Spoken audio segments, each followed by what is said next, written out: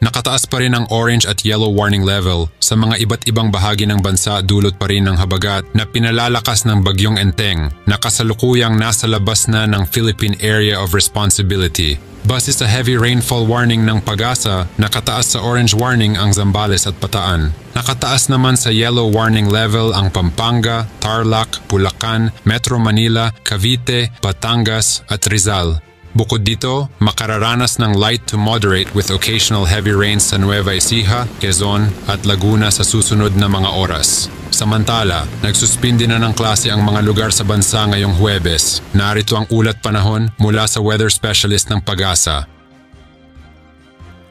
Bago tayo magtungo sa ating weather forecast, alamin muna natin yung ating update regarding po sa mga potensyal na bagyo na papasok ng ating Philippine Area of Responsibility sa loob po ng 2 linggo. Over this weekend hanggang sa Monday, posible po na may mabuo na low pressure area sa may silangan po ng Luzon sa loob ng Philippine Area of Responsibility. Inaasahang kikilos ito pahilaga-hilagang silangan, unti-unting lalayo po ng ating kalupaan, so ibig sabihin may minimal enhancement lamang po ito ng habagat by next week, lalo na po sa araw ng Lunes at Martes. Samantala, pagsapit din po ng weekend hanggang sa Monday, posible rin may mabuo na low pressure area dito sa may timog silangan po ng Guam at kumikilos po ito pakanluran or pakaliwa hanggang sa papalapit po ito ng ating Philippine Area of Responsibility.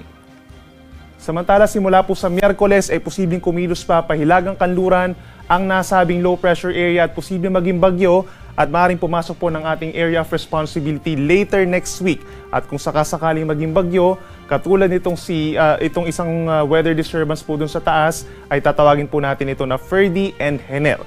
Itong posibleng bagyo po ay kikilos po pahilagang kanluran pa at ibig sabihin yan, mababa pa yung chance na ito ay tumama sa ating kalupaan, subalit kitang-kita dito sa ating potential na track nitong weather disturbance ay magpapaibayo din po ito ng habagat later next week. Samantala, patuloy pa rin po ang maulang panahon dito sa may silangang parte po ng Luzon. Epekto po yan ng southwest monsoon or habagat na siyang pinaiibayo pa rin itong si Typhoon Yagi na dating si Bagyong Enteng at unti-unting lumalayo po sa ating kalupaan. Subalit kitang-kita po yung ating outer cloud bands nitong si Bagyong Yagi, nagpapaulan pa rin sa malaking bahagi po ng western Luzon. Samantala, isang low pressure area ang ating namataan po sa labas ng Philippine Area of Responsibility, pero hindi ito nakikita na magiging isang bagyo at magiging stationary lamang po doon habang patuloy nating minomonitor po itong cloud clusters or kumpul ng ulap dito po sa may silangan ng Luzon dahil dito posibleng may mabuo nga na low pressure area na potensyal na maging bagyo by early next week. Sa ngayon po meron tayong nakataas na orange warning as early as 5 in the morning. Magpapatuloy po yung intense rains over Zambales and Bataan at mataas yung chance pa rin po ng mga pagbaha at pagguho ng lupa habang meron pa rin tayong yellow warning or heavy rain simula po alas 5 ng umaga hanggang alas 8 ng umaga over the provinces of Pampanga, Tarlac, Bulacan, Cavite, Rizal and Metro Manila.